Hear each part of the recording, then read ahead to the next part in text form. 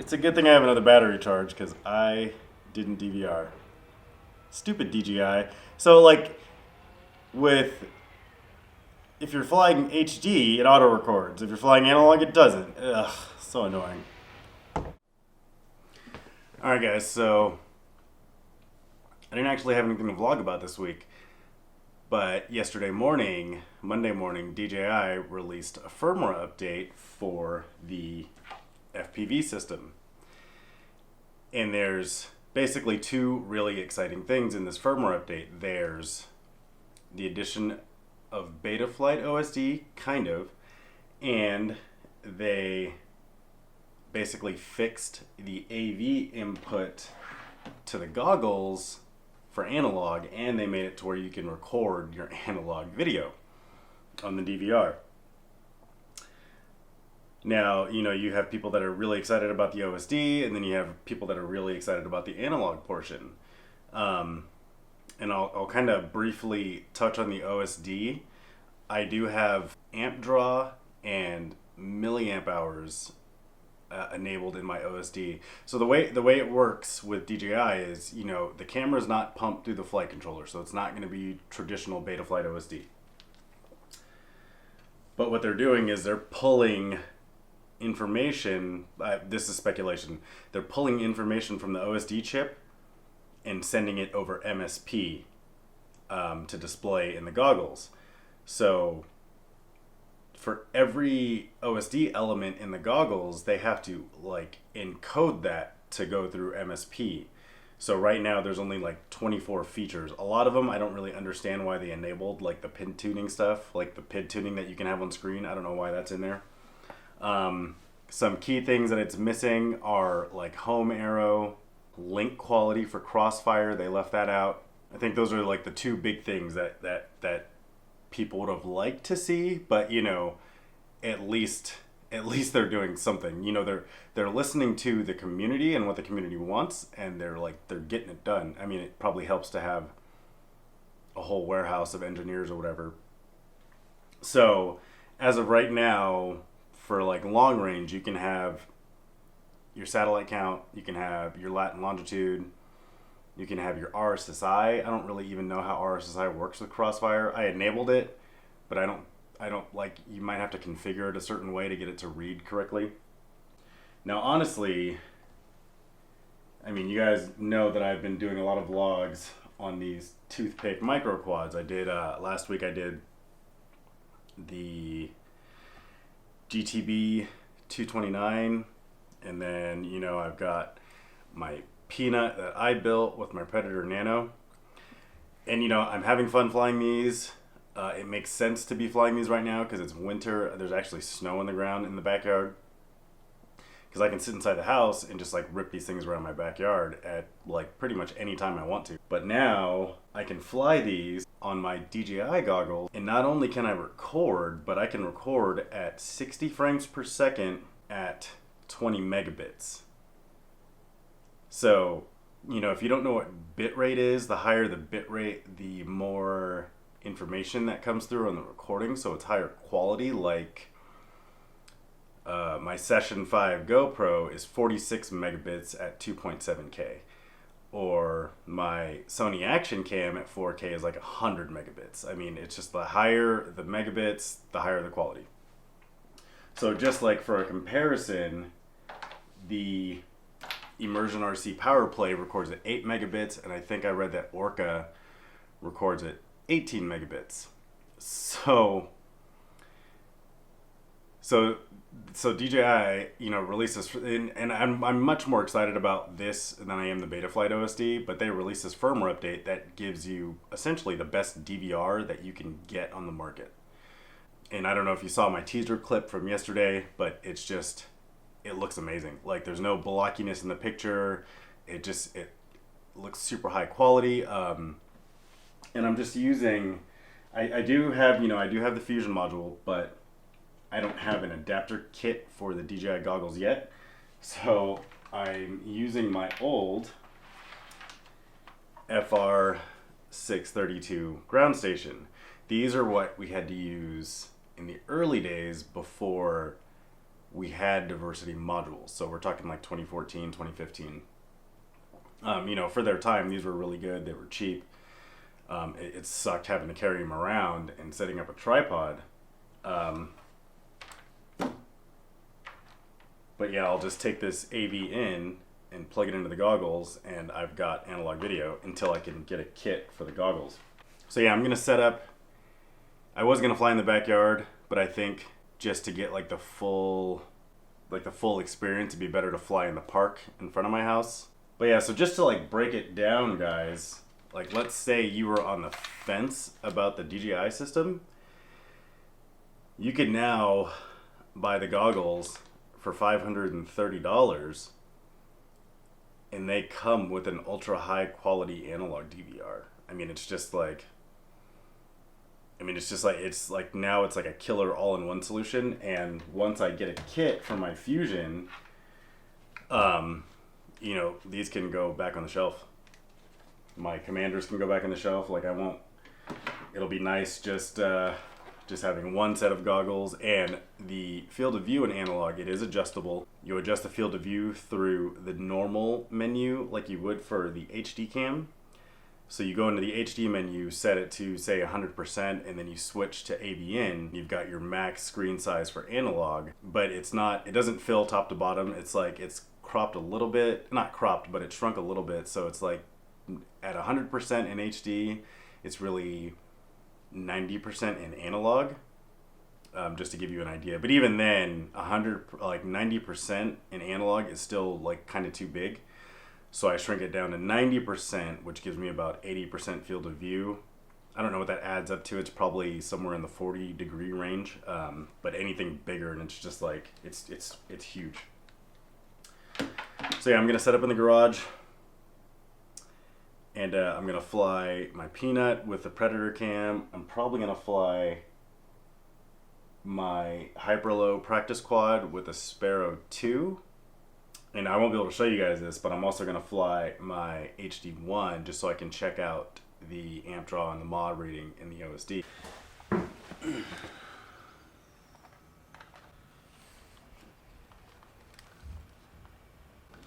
Okay, this time I'm going to remember to DVR.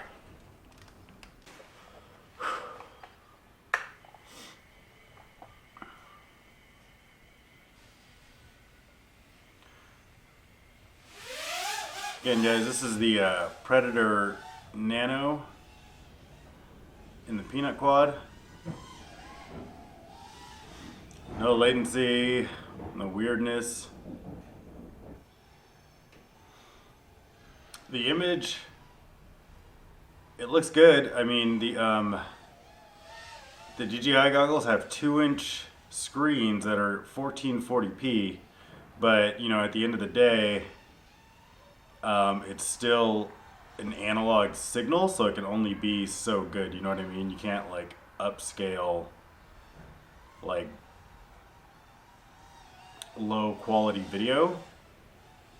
So I mean, I guess it's like equivalent to watching like SD video on a 4K TV. I mean, it's not gonna be 4K.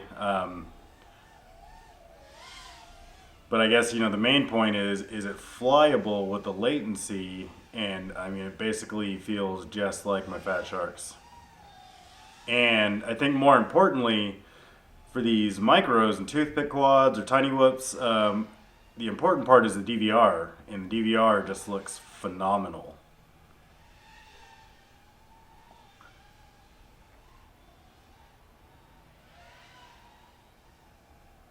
Okay, I'm gonna bring it in because I want to compare my Fat Sharks. Just as far as the image.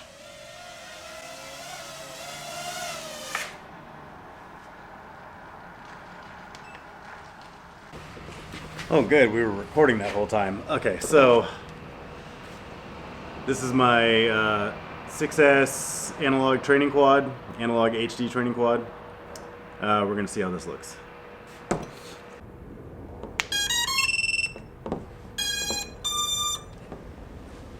I need to use my commanders to switch channels because my receiver, my ground station's so old it doesn't have raceband. Come on, there you go.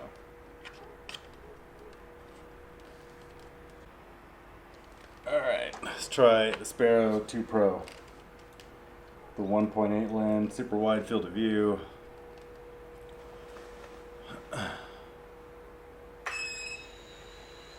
Oh, we're only at 25 milliwatt, and we'll just roll with it.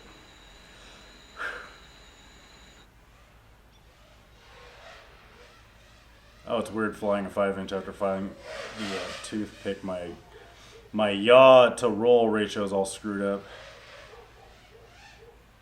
I want to say I'm liking this camera better than the Predator.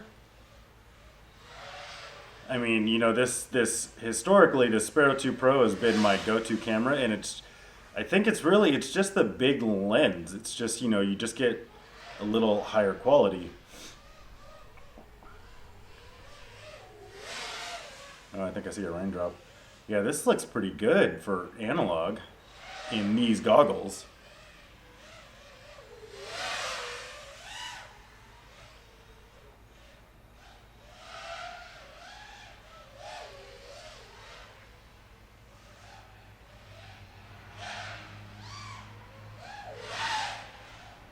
These these are the Emax Freestyle 1700 kV motors. Ooh, car. They're pretty snappy.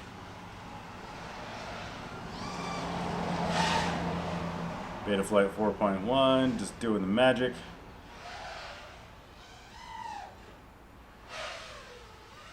Yeah, this looks pretty good, guys. I have to adjust my OSD because it's like in my face.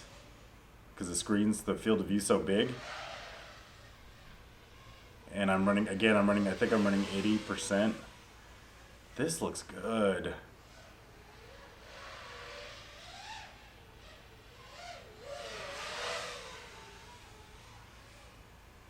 I probably need to go into the camera and maybe adjust the contrast. Maybe in a future update, DJI will give us a contrast option. Because right now you can only adjust brightness and saturation. Because I feel like I need a little bit more contrast. But this is, yeah, I don't know what's going on with the Predator Nano. I know that Foxeer just announced a new, better lens for this camera, so I'll have to try that. But with the Sparrow 2 Pro, this looks phenomenal. Okay. I don't know how that's gonna come out in the DVR, like which is gonna look better, the Predator or the Sparrow, but you know, the Predator Nano looked okay, but the Sparrow 2 Pro, shoot. So yeah, that was the Sparrow 2 Pro. Sparrow 2 Pro, my Emax Mini Magnum with a VAS Omni antenna. Yeah, that looked great. You know, I'm sure the DVR looked great. You know, once I get a kit to fit my Fusion module onto these goggles, I'm not gonna need my Fat Sharks or my Commanders anymore. I mean, it'll be kind of a bulky solution, but yeah, I'm pretty happy with the way that analog looks in the DJI goggles. Okay, I'm gonna get my HD1 and fly that really quick. All right, I'm just gonna take the HD1 for a quick rip after flying a little bit analog, and it's raining. Cool.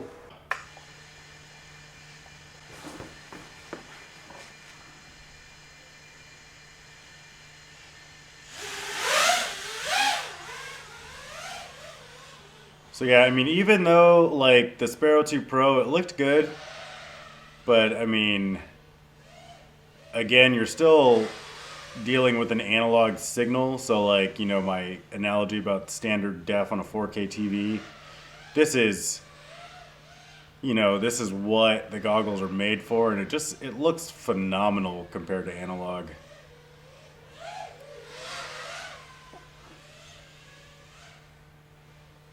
And you know, flying it back to back, the latency basically feels the same. What am I at?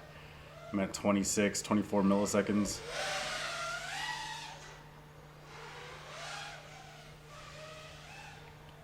Yeah, this just looks, I mean, it's just so clear. My individual cell voltage is working, but for some reason my current's not working. It's just like fluctuating. I'm getting raindrops.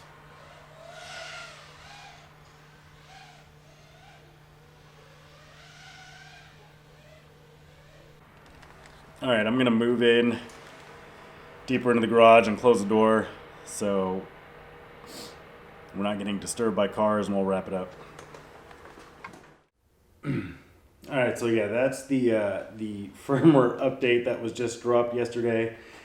And if you think about it, they probably pumped this out maybe early because it's Black Friday, Cyber Monday, and the system, like, I don't know if I'll get this uploaded in time, but the system is still on sale today. So you can get the goggles and 2 air units for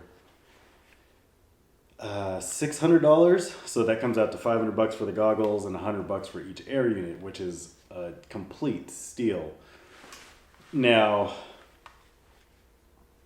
you know, and it basically comes down to, like, if you were on the fence before about HD because the air units are expensive or they're heavy, you can basically just buy the goggles just to try them out and fly analog, and you're gonna have, you're gonna have a really good experience because you've got massive field of view, 2-inch screens, it's crystal clear. As far as the optics are crystal clear edge to edge.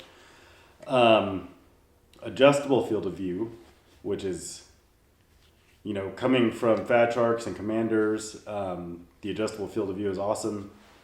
The analog DVR, I think for me, is the biggest takeaway from the firmware update. Because, I mean, if you look at it if you look at the Immersion RC Power Play, that's $90.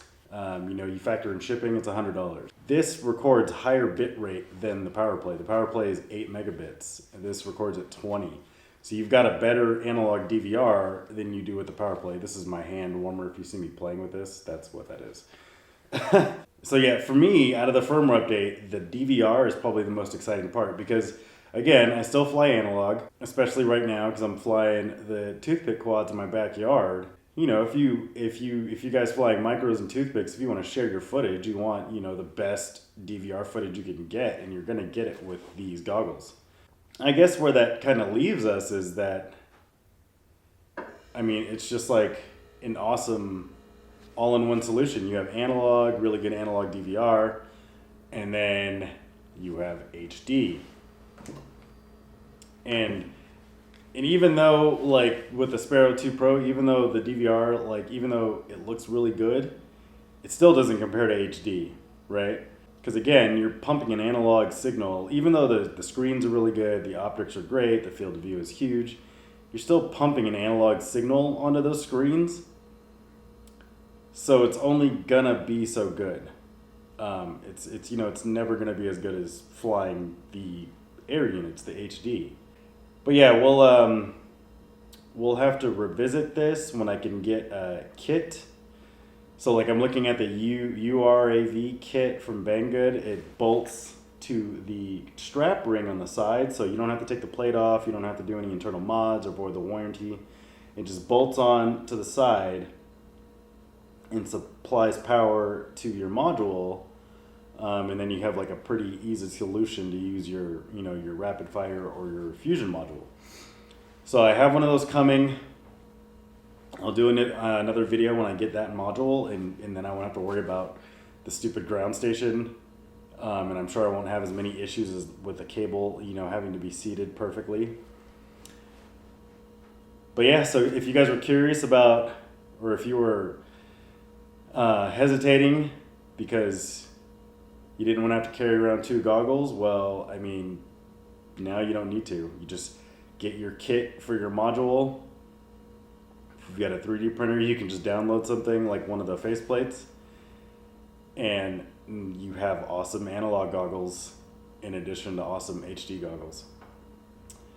As far as the Betaflight OSD, again, I didn't really dive too deep into that. I mean, I don't really care about the. I mean, I care about the OSD, but just having the voltage is for the type of flying that I do for now is enough. If I build a long range quad in the future, obviously that'll have more of an impact. But you know, I'll be looking at the OSD features more later on. But right now, I'm like, it's not really a huge deal to me. But the analog DVR, it's awesome. I mean, it's the best analog DVR you're gonna get. All right, guys. So that's the Tuesday vlog with the new DJI firmware update. I'm sure I left some stuff out. If you have any questions, post them in the comments, and I'll try to get to them as soon as I can. Thanks for watching.